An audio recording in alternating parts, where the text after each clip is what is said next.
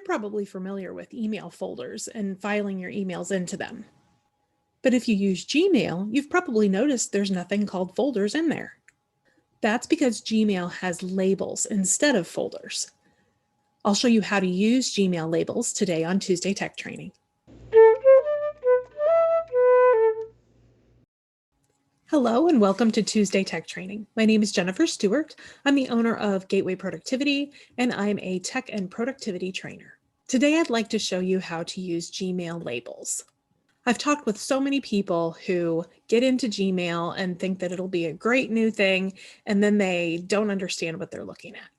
For instance, my husband had to start using Gmail for work about 10 years ago, and he hated it at first. It's very different from a lot of other email programs. But now that he's learned how to use labels and all of the other functions that are available in Gmail, he loves it and he couldn't live without it. Before we jump into how to use Gmail labels, let's talk about what exactly they are. So you're used to folders, like folders on your computer, folders in an email program. The way Gmail labels work is you can use them like folders, but the benefit of it is that you can have multiple labels on one email. So if you have an email that is from a certain person and has a certain topic or a certain project, you could have both of those labels on there. Then you choose to have that email leave the inbox if you don't want to keep it in there. And it will show up in the what I like to call label folders for both of those items, the person and the topic or project. No matter how you choose to use your inbox, you can use labels to help you organize. You can choose to move an email into a label folder and get it out of your inbox that way. Or if you're someone who likes to keep everything in the inbox, you can use labels to organize what's in your inbox. And a great way to help organize the inbox with labels is to make them different colors. Now I'll show you how to do all of those things. First, let's talk about a couple different ways to make a label. The long way is to go at the very bottom left. You should see something that says more with a little down arrow. If you click on that and you scroll down, you should see at the very bottom, create new label. That's the long way to get to create a label. Now I'm going to show you the easier way to get to that. It's usually easiest to create a label when you're actually working on what you want to put the label on. So for instance, I am getting these emails from Acuity, which is a scheduling program. If I check this box, or if I go into the email, you'll see this same menu appears of all of my different options. Let me show you that again. When I click on the email from Acuity, you can see the menu appears of all the different icons with options. And also, if I go inside the email, that same menu appears. The option that we want is this one right here that looks like a label or a tag that would be on maybe a piece of clothing. When you click on this, if you have anything already created, it will show it here down at the bottom. If you're new to labels, you may not have anything there yet. So what we want to do in this case is create a new label because I don't have one for Acuity yet. Once I click on Create New, it will give me a new box that asks me what I want the label name to be. In this case, I want it to be Acuity. And then nesting the label means to have basically a parent folder or a parent label. So this creates sub-labels. And what this can mean is, let's say I wanted Acuity to be under a technology. So technology is my bigger label that I could put on everything. And then I could have a more specific one that's Acuity.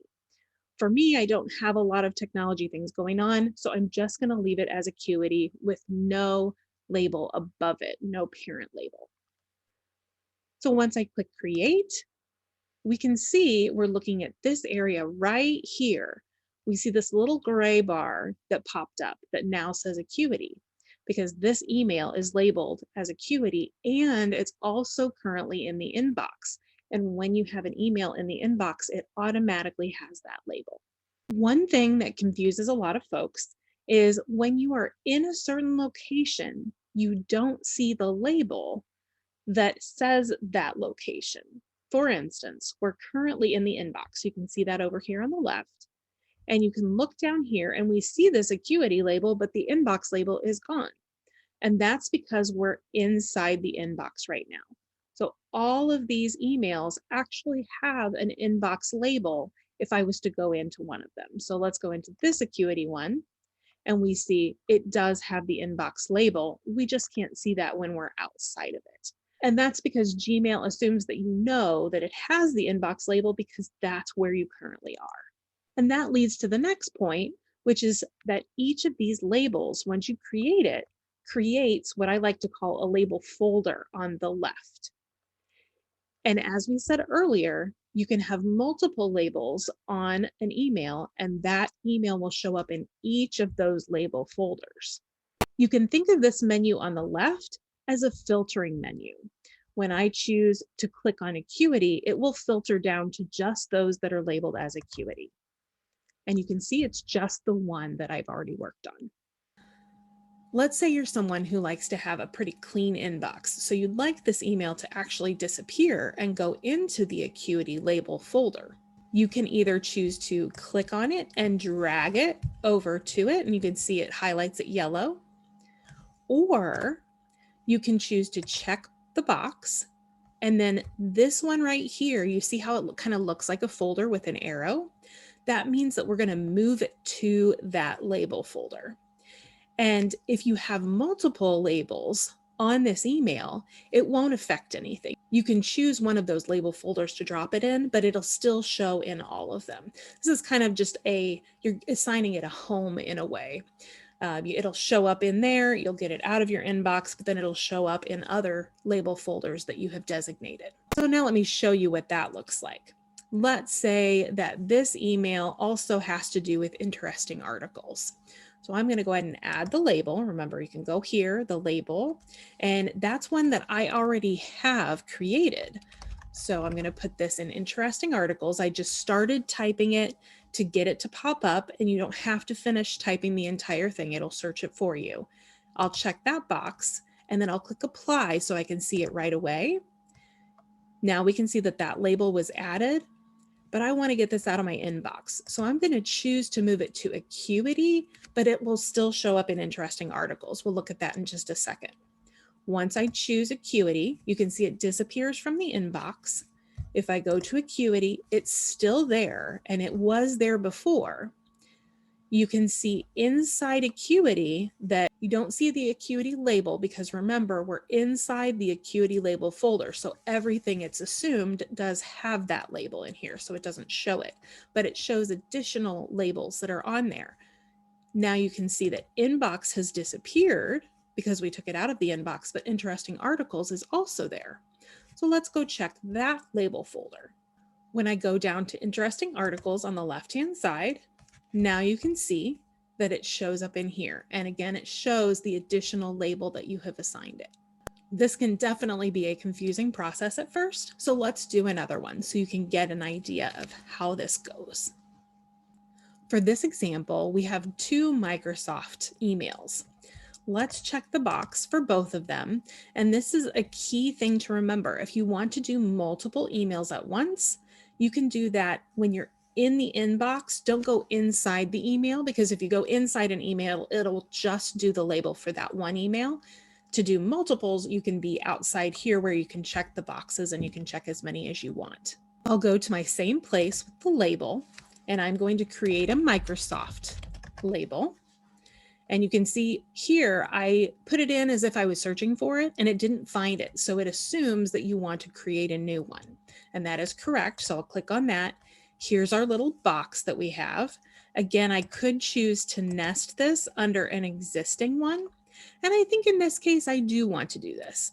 These are more personal emails for me, these Microsoft emails. So I'm going to scroll down to my personal folder. And I want this Microsoft folder to be nested under that. So personal is the parent folder, and then Microsoft will be nested under that. You can see these indented ones are other ones that I've created previously. Fun stuff, and Jenny is maybe a friend, and Joe is a brother. Whatever you want to have under there, that's a sub-label. So I'm going to choose this as my parent label, and I'm going to create. And now when I look at the left-hand side, you can see you get an automatic message from Gmail about what happened, and you can always close that. Or if you did something wrong, you can choose undo. It'll leave that there for about, I think, 15 to 20 seconds. But if we scroll down through here, we can see personal now has a dark color to it. That means that there's some unread messages under there, but in the personal folder itself, there's nothing. So if I click the tiny little arrow next to it, I can see those nested labels. Here's those same ones we were seeing, and Microsoft is now there. And the reason that the Microsoft one shows as a dark color, or a black color in this case, sometimes it might be blue on your screen, it depends on your settings. The reason it shows this way is because these are unread messages. Anytime you have an unread message, as you can see in this Asana right here, it has a 10 next to it. That means that I have 10 unread messages in that label folder. This time, I am going to use the example of someone who wants to organize things within their inbox. They would rather not worry about filing things away. They don't want to use that little option that we used here to move to. They'd rather organize things right here in front of them. And there's nothing wrong with either option. If you choose to organize your inbox that way, you might want to consider creating colors for your labels. And the easiest way to do this is to hover over the label on the left-hand side. For this one, we'll keep with the example of the Microsoft. I'm going to scroll down, find the Microsoft. I'm going to hover over it, but not click. And you see the 3 vertical dots that appear. That means you have an additional menu. I'm going to click on that and see what all I have available here. You can see this is where I can edit my label. I can remove it completely. I can add a sub-label under this, so it would become a parent label. And I can also choose to show and hide. That's a whole nother video to itself. The main one we're talking about right now is this label color. You can see all the different colors available to you, and you can even add custom colors. For Microsoft, I'm going to choose this one that is red with the white lettering. And you can see it immediately changes it here on the screen. And you can probably start to see how once you have those different colors going on, you will be able to quickly find what you're looking for. And again, you can still use these items on the left. Instead of using them as folders, maybe you're just using them as filters. And I can still click here on Microsoft. Again, you can see the colored label disappears because we're now inside the Microsoft label. But when we go back out to our inbox, it gives the colored labels again. Now we'll do one other thing so that you can see how to edit or remove a label. Let's say I realize that, oh, in this case, actually, Microsoft should not be in the personal area. I want to take it out of being a sub-label and instead make it its own label, a parent label. I will scroll down to get to the label folder. I'll hover, again, don't click, hover to get those 3 dots, and then we're going to choose edit in this case.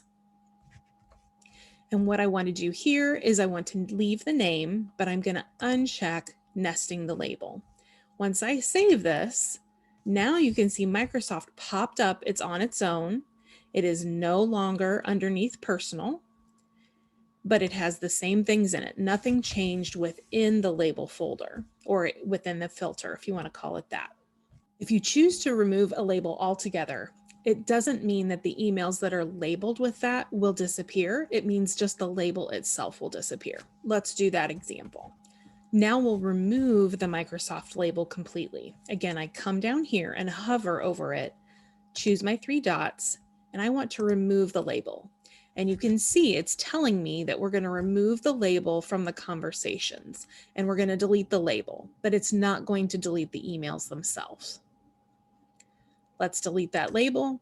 And now you can see that the Microsoft label has disappeared. And it also, if we scroll down, has disappeared from the left-hand menu. One additional Gmail tool is Gmail filters, which I will put a link to the video about Gmail filters. You can actually use those to put labels on your emails. So when an email comes in from a certain email address, you can have it automatically labeled a certain way. We won't go into how to do that here, but you can watch that video for more information. As with any productivity tool, You want to have a plan in place before you start implementing it. Think about how Gmail labels can help you the best, and then implement one small thing at a time. Have you had a light bulb moment from this training? If so, please let me know in the comments below. And you can also put a question down there and I'll get back to you as soon as possible. You can also click the thumbs up button, or you can share the link with someone you think could benefit from the information. And be sure to subscribe by clicking the red button below. And once you do that, a bell icon will show up. If you click on that, you can receive notifications when new videos are posted. Thank you for joining me, and I'll see you next time.